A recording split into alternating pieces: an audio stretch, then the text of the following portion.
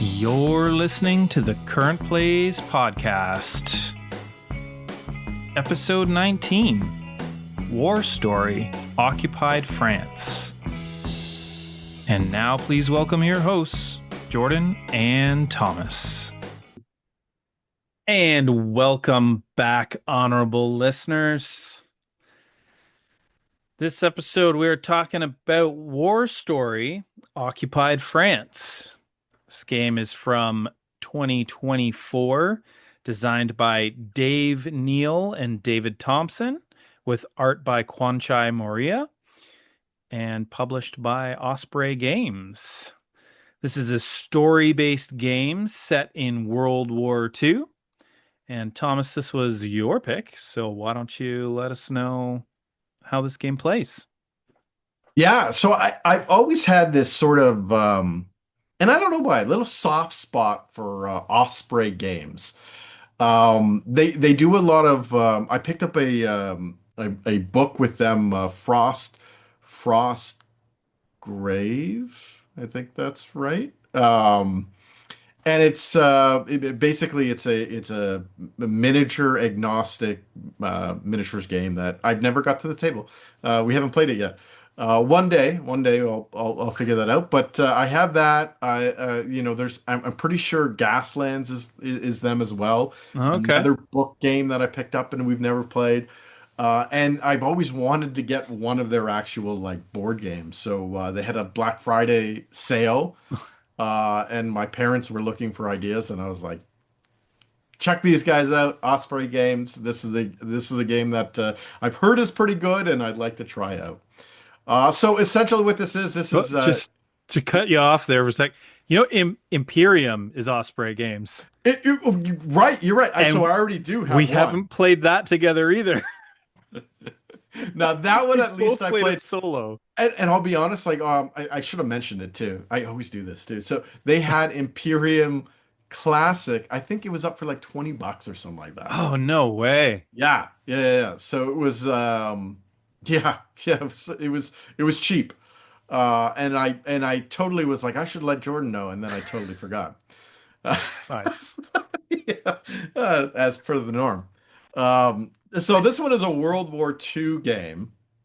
And you play as sort of secret agents that go behind enemy lines to, mess with some of the German plans and hopefully live through the various missions. So it takes place. It's kind of like a narrative campaign that takes place over three mission books. There's also a mission zero that you can demo if you go onto the Osprey website and look at, War Story Occupied France. You can find the free sort of printable um, campaign for this, and it's Mission Zero. It gives you all the cards, everything you need. But yeah, essentially what this is it comes with, let's say the mission one. It's a booklet full of passages based on decisions that you make. So it's a giant decisions tree that you're going to work towards as you're interacting with the story here. You also have sort of this team page that you record all your sort of agent information, and it will record whether they survived the various missions and how you do on the various objectives you get. So I don't want to spoil too much about what's in it, but we'll talk about sort of some of the stuff as well and whatnot, right? So very minor spoiler. The first mission has two objectives that you have to complete. So not really a spoiler, but and the way it's set up is that you can either complete them, you can fail them, or you can be partially successful at those objectives, right? So it's a very sort of interesting setup on how they have developed this sort of story. And then each of the agents, the game comes with, I think it's 8 agents that you can choose from, and you can bring 4 agents along to each of the missions. So each of the agents will have different stats. They'll all have the same, 5 type of stats, but they'll be more suited towards certain things rather than others, right? Like there's one agent that has a high firearm skill, which three is the highest number you can have, right? And one being the lowest. And there's another agent that has a three in stealth, but maybe only has a one in firearms, right? And so you have this sort of collection of these agents that, okay, this one's really good at influence, and this one is good at awareness, and this one is good at this, that, whatever, right? So you take your mission book, whatever mission you decide to do, say mission one, and it also comes with this top secret envelope. So the production is really neat too on this, though I will say my copy came with, so there's a lot of cards in this game, and they're sort of the larger styled cards. Um, I'm doing like a size in the camera. If you're listening on the podcast, you can't really see it, but so it's a larger style card. Like Minor tarot sort of size, kind works. of. Yeah, yeah. Yeah. They have a bit of a warp in it where like, left top left corner and bottom right corner have a bit of like opposite direction, so they kind of don't sit flat when you place them on the table. You can bend them fairly easily to make them flatter, but that's kind of for a game that comes with a lot of cards. It's kind of one of those things I was like, oh, that's kind of sad, especially because you get like the mission booklets, three rather large kind of mission booklets with a bunch of different story passages. That's pretty decent quality. The mission envelope comes with a bunch of things that you pull out. They're maps. There's a little note that goes in it usually that like breaks down what the mission is, what your objectives are, what you're trying to do, kind of thing, right? Just the way it comes in that like kind of manila envelope that looks very military style kind of thing, right? I really like that. And then it has a variety of tokens and little regular style. They're not meeples. They're more like sort of just wooden token Yeah, thing. I don't know what we call those. The they're like the player pieces for Sorry. Yes, yeah, yeah. They're Yeah. they're wooden rather than say like plastic, right? Which is nice. And then a bunch of wooden cubes as There's well. got to be a name for those, but Oh, 100%. Yeah. Yeah, yeah. yeah. Um, Anyway, yeah, but yeah, so what will you do? You'll take four of these agents, you go on the mission. It'll give you sort of ideas of what it'll tell you what your objectives are and then how you can start the mission. And together we came up with, okay, this is the route we're gonna try and take. So we chose our agents based on that. We selected sort of how we wanted to interact with the story, and then it was, it gives you free reign. Okay, so here's what's happening. What do you do? And it'll give you kind of those. If you want to do this, go to this passage. If you want to do this, it's very choose your own adventure style, but yeah. it with a World War II theme, right? And you have these various tokens that oftentimes what will happen is a passage will say, what is the total awareness of your group? And if it's X, go to this passage. And if it's Y, go to this passage. If it's Z, go to this passage, right? And you can bump those skills up using these tokens. That is a sort of a limited resource. You start off with some tokens, and they're very rare for you to get during gameplay. There are some times that you will. But as you use those, you might bump them up, and usually the better you do, the higher your stats are in a specific check, the better the passage you get directed to is, right? So for example, and I won't spoil what happened, but there was a situation where we had the ability to, snipe one of these soldiers, right? And it was like, okay, we've passed, but we're passing on the medium kind of difficulty here. So we know that we'll probably be successful in that sniping of that soldier. But if we bump it up one more, then maybe we'll get two soldiers, right? And so we did that, and then you go to the page, and sure enough, we took out kind of both soldiers, and we're like, yes, okay, that helps us so much more Yeah. than what would have happened because we just knew that if, we didn't do that, something bad would have happened down the line. We would have to deal with it somewhere else.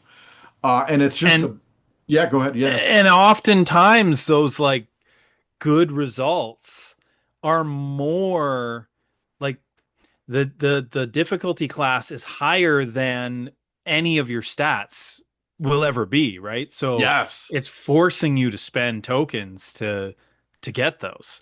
Yeah, so the whole game really becomes a situation of, is this the check we want to do well on? Or Yeah. are we okay with we definitely don't want the lowest, but are we okay with the medium one, right? Because the lowest ones are usually like, oh, something bad's gonna happen here. This is not good, right? Yeah, yeah. Yeah. And it can go it could swing quite a bit depending on how you do in a check.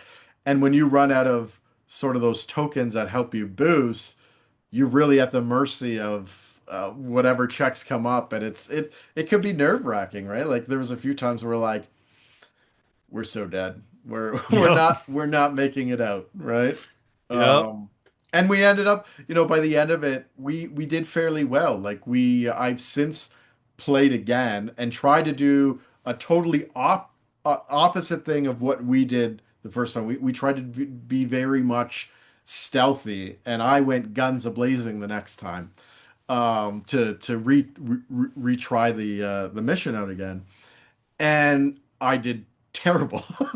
Oh So yeah. yeah, yeah, I Huh. did worse than we did together. So we ended up completing both our objectives, but one was partially, and then we lost one agent as well, which is Yeah. interesting because when you lose an agent, you don't have them for the rest of the campaign, the other two missions, right? You can't bring them along anymore because they're dead, right? In my case, I think I lost two agents, if I'm remembering correctly, and I lost two agents, and I failed one objective and passed the other objective. Yeah, yeah. So it was, but story-wise too, like we both together we played mission one, then alone I played mission one. I had two totally different stories happening there, right? Like it was completely different than what we experienced together. Which is very neat because you look at a game like this and you go, okay, it's a storybook and you essentially are going, you get the same mission that you have to complete, right? So how do they, there's only three missions in the game. Does that mean I play it three times and then that's over? Because it can be a rather pricey game. Like full price, you're looking at about 70 to $80 for this game, right? Um, so if you're only getting three plays out of it, that would seem like, oh, it's a bit much, right? Right.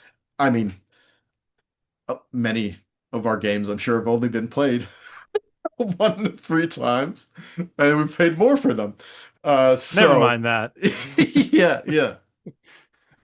But no, I definitely get the sense that, and we did a quick calculation too, like you track each of the passages you go to in case you make a mistake, then you can go back and be like, Yeah, that's oh, cool. yeah, yeah, what did we do here? Or I forgot what number I'm supposed to go here to. Let's go back to the last pet. Yeah. So because you track them, I was able to count them all up and be like, okay, in our game, we did something like tw I don't remember. I can't remember the number, but it ended up being about a quarter of the book that we did in one go, right? So, that goes to show you theoretically have four games in mission one that you can Right. play. So, 12 plays across a board game. That that's pretty good value, I would Yeah. say, and you could share it with others and play with others, and have different experiences as well. Yeah, you might know many of the passages, but that's assuming that you have, all unique passages each time you play, right? Yeah. Which is Yeah. rare, would be And rare. there's a neat system for tracking the story. Let's say that. So, if you make certain choices, it'll say, okay, circle this letter. And then later on, you'll come to a story passage and it'll say, okay, here are your choices for what you can do. If you have these or, this or this letter circled, then you can do this one. If not, you can't do this one, Yeah, move on to the next. So that was really cool. And I that liked was how cool. there's like it tracks the passage of time, and then depending on you know what point in time it is at certain parts in the story, things can go differently and you have different opportunities. And so there was a yeah that at right at the beginning you have an option to go stealthily or go, which and it even says which might take more time, or you do a different thing which might take less time but you might get noticed more. And there's this system for tracking your notice. So if you interfere with the Germans more, then they notice you and they start to plan for your presence, and that affects the story, it affects the outcome. Yeah, yeah. And that was really interesting too. Again, I don't want to spoil too much, but between the two plays that we had, it was me making much more noise the second time around. It was a noticeable difference. It wasn't just like they say that could be no, no, no. I noticed it big time. Hmm. When I tried a different route that way, right? So it was it was really neat. I think the mission ends in the same sort of area where like it funnels you to this one final part of the mission. But to get there was very different. And then that portion was very different. And you're right, I really like the time patches because some of the items, it's not only does it have, like day and night cycles, and those cards will be dependent on if it's day or night, but it also has like a date that it follows as well, right? So the farther you are along, the more days have passed and the less time you might have for things, or the more it feels like you're running out of time to complete your objectives and stuff like that, right? So I really like how they managed to kind of include that in there and make it feel like it actually has some sort of impact on things, right? Yeah. Because especially coming from a video game perspective, which is something that I used to do a lot more when I was younger. Um, there's a lot of video games that like to tote that like and even some board games do it as well. Every decision you make is important and will build the story later, and then you find out, nah, it really wasn't that case at all. This one definitely feels like it, especially with those letters, right? When those letters would come up and we'd get some sort of boon because we had found a letter at some point, it felt like, oh, thank goodness we did that. We went on that tangent and then got that, right? Versus when we didn't get something, we're like, oh man, okay, so we missed that, and it's Yeah. gonna hurt us now. Yep. Yeah, yeah, yeah. And it Yeah. definitely, yeah, it definitely felt that way too. Like now we're being punished. Yeah. Um, I I really liked the combat system too. yes, yeah, very, It very simple, but and for a clever. story-based Yeah. game, like it was neat. It was neat because okay, so yeah, you're going through the whole game. You're presented with a situation. You have to make a choice. Well, the combat kind of works the same, right? But you get a little map. You have to place your characters at certain positions, and then it kind of runs it through like a story. Okay, this is what happens to the person in this position. make a check. Like, did they see that guy hiding behind that barrel, or what? I'm Yeah, just making this up, but yeah, did they yeah. see the guy hiding behind the barrel or not? No. Well, then they got shot. Yeah, Yes. yeah. Okay. Well, check their firearms skill. See how like quickly they can, quick draw and take that guy out. Like it's yeah. It was real. That part of it. I actually thought it was kind of exciting. Oh yeah, it did. It felt exciting. Yeah, and it felt really neat when like because you all have a limited amount of resources, you sometimes have to say, okay, I'm not going to put someone here, and instead I'm going to put someone here, and then when it's like, do you have someone here? You're like, I wish I did. Now that you're asking about it, Yeah. right? But no, and then bad stuff happens, and you're like, oh, did I make the wrong call? But again, the whole game is making these calls. What do I do in this Yeah. situation? I have to make a decision. And, you know, You've only got the information you've got. yeah, yeah. To a degree, like even sometimes like there was one point where we had to defend some areas and we were like,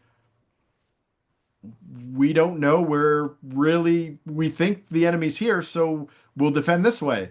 And then we were not entirely correct. And it was like, okay, ouch, right? Yep. And then to a degree too, that we had like two spots that we were placing our units on. We were like, okay, these units have pretty much the same, firearm skill.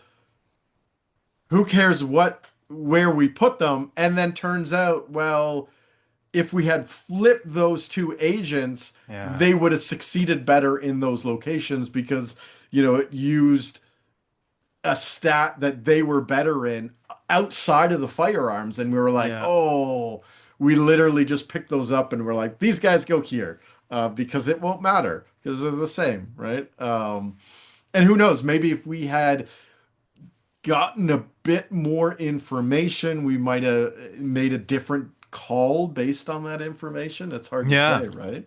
Yeah. So. Now, hindsight obviously makes it easier to say that, right?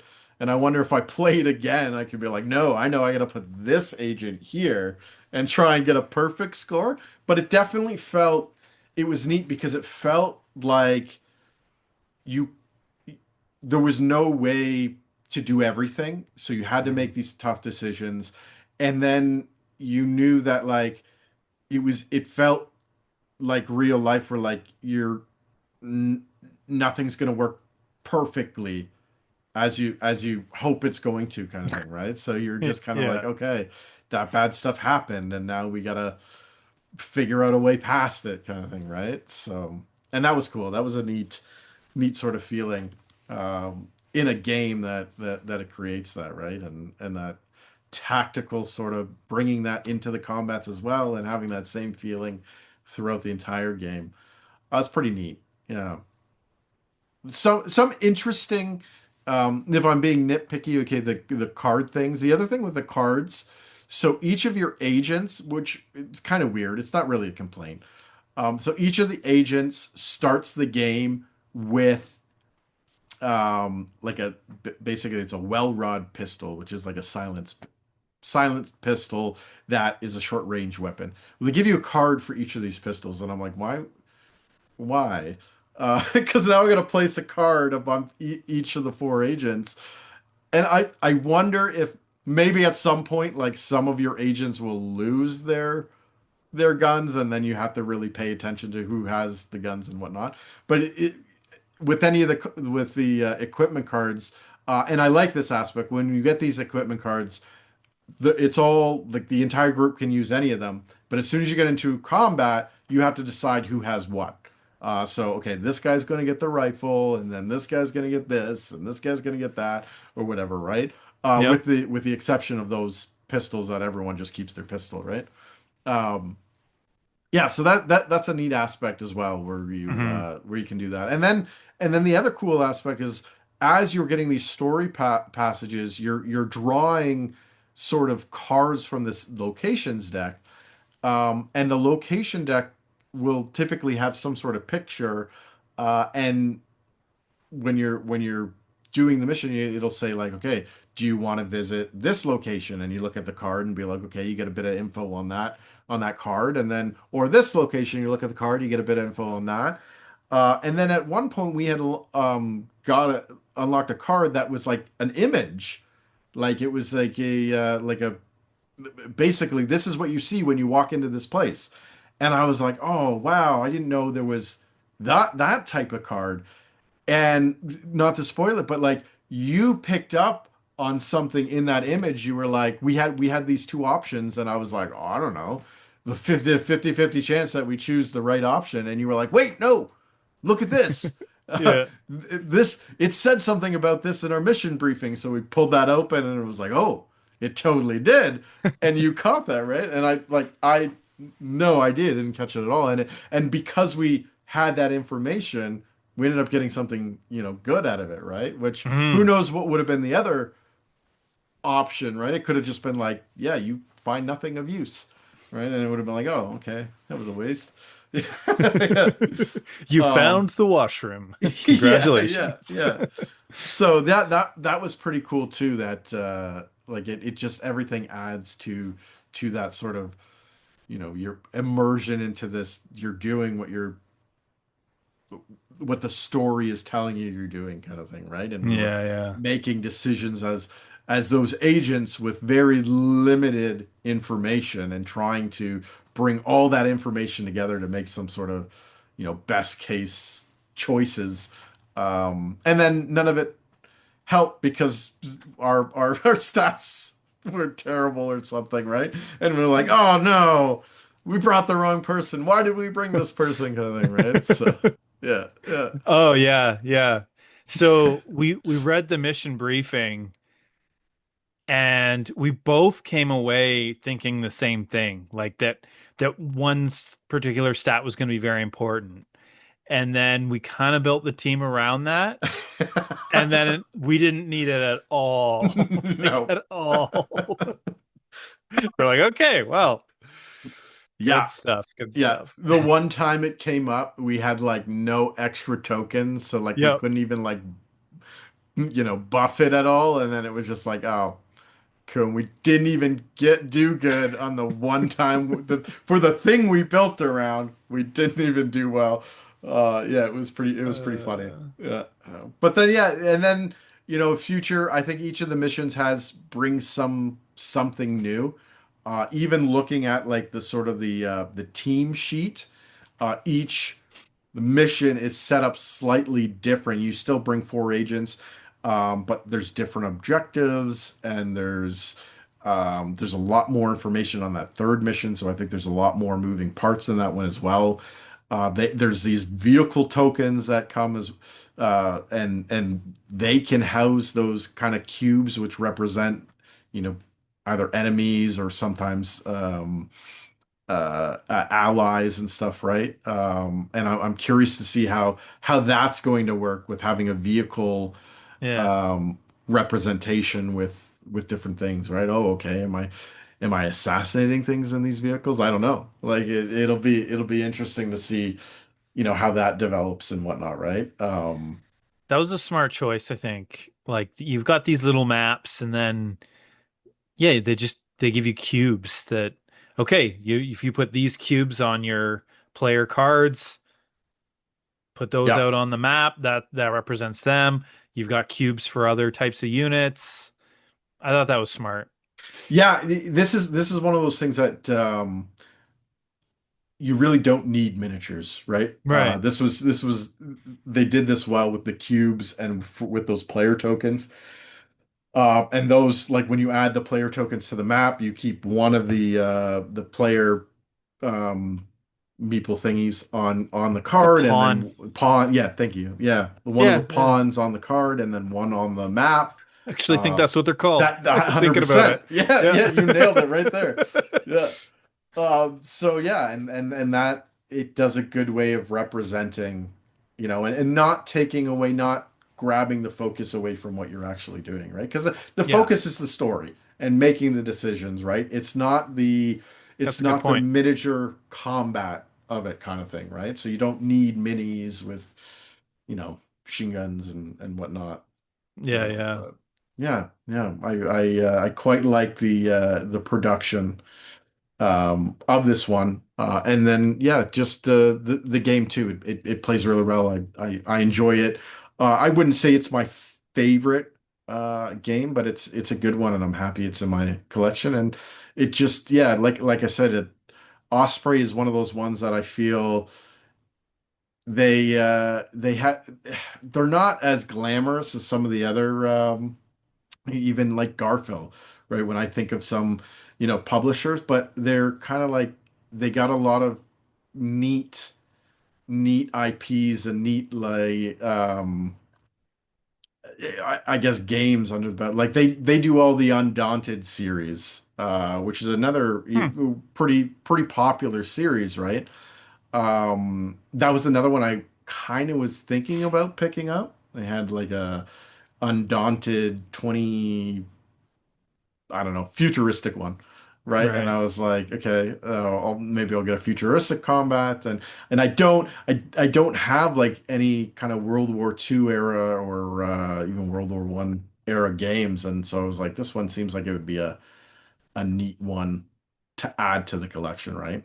Yeah. Um, my son wants to play it too, and I was like,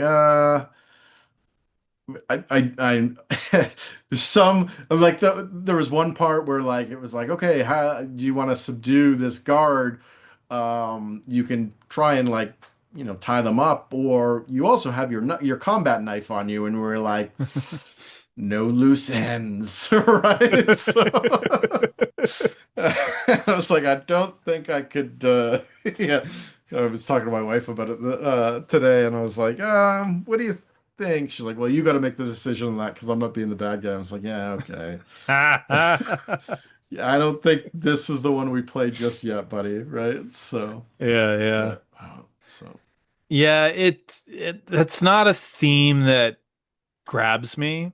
Not that, Hmm. but it's not a theme I dislike, but it's not a theme I chase. Yeah yeah Um, but yeah, like it was fun to play.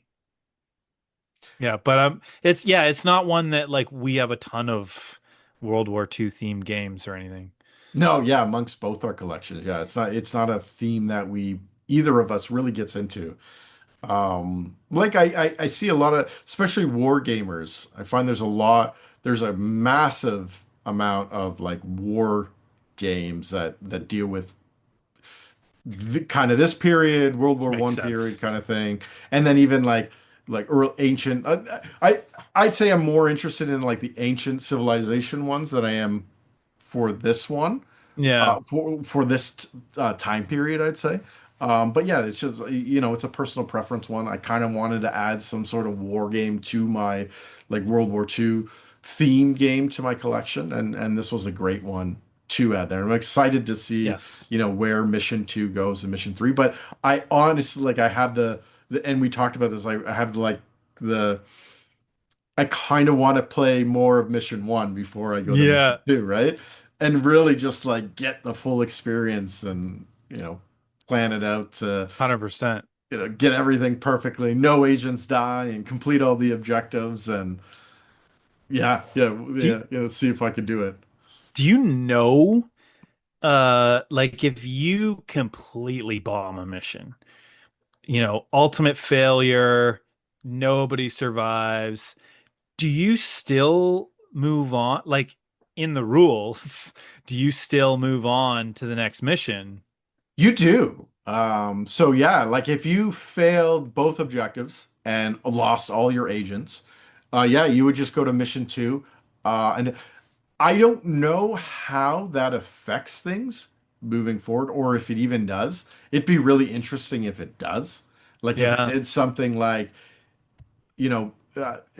when I open up that mission 2 booklet, that'll be really interested to see like if you completed your objectives successfully, circle this letter in this letter or something like that, right? Or if you failed this objective, circle this. If it did something like that, that'd be really neat.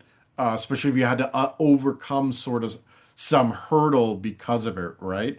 in a later mission. Well, because you didn't throwing out, say we had to capture some spy, let's say that. Because you didn't capture this spy, and I made that up on the spot, because you didn't capture the spy, now that information is in the hands of the enemy, and now, mission two, that comes up. Like, oh yeah, Yeah. you lost out on this support because the spy told them, and you would have had, I don't know. That'd be really cool if they do something like that. Now I'm kind of like crossing my fingers they do, because They that gives me must. the yeah. With the way this is set up, I would really expect them to do that. It gives me Yeah. those vibes of Legacy of You, how that one, from game to game you would unlock something and it'd either be a hindrance or some sort of boon. Now it was opposite in that style, that if you won the game you Yeah. got negative stuff to make the game harder, and if you lost, you got positive stuff to make it easier, right? So this one, it'll be interesting to see how they do that. Will you get good stuff because you complete things, or will you get bad stuff to make it harder? I suspect the game's already hard. I suspect you'll get some good stuff, right? Yeah, yeah, yeah. I know you can unlock things in between, like some sort of trainings and stuff. So you start with more tokens, but I don't know how that's set up yet, because I haven't seen that yet. I haven't even opened book two to really see how that works or anything like that. Yeah. Yeah. But no, I like this one. If the theme's interesting to you and you like that sort of choose your own adventure, I think you'd probably enjoy this one as well. Especially if you like what we kind of just talked about for this episode. Um, yeah, yeah, it's a good one. Like I said, not my favorite game of all time, but I'm going to enjoy playing this quite a bit. And I'll get it. I'll get it to the table quite a bit, especially solo, and we'll see if we can finish Yeah. at least pushing our missions two and mission three on our team sheet kind of thing, to get a whole closure of the entire mission, right? So Yeah. I've been enjoying like the story-based games lately, like Tales of yeah, Arthurian Arthurian Knights Knights, and Vantage. Vantage, top game of this year. Or well, I guess last year now. Yeah, So and yeah, and this one was refreshing. It was like way nice. different from those. Uh and it was really engaging. And I really liked the you have limited information. Here's what you got, and okay, well, let's go this way, and that tension of okay, we got these tokens. Do we want to save them for later? Do we want to pass this check now? Like which one's going to be important? You don't really know. So yeah, it was fun. It was good. Yeah, I had a good time. Yeah, looking forward to playing it more. And that wraps up another episode of the Current Plays podcast. Check us out next week on YouTube or your favorite podcast provider. But until then, good gaming and good night. Good night, folks.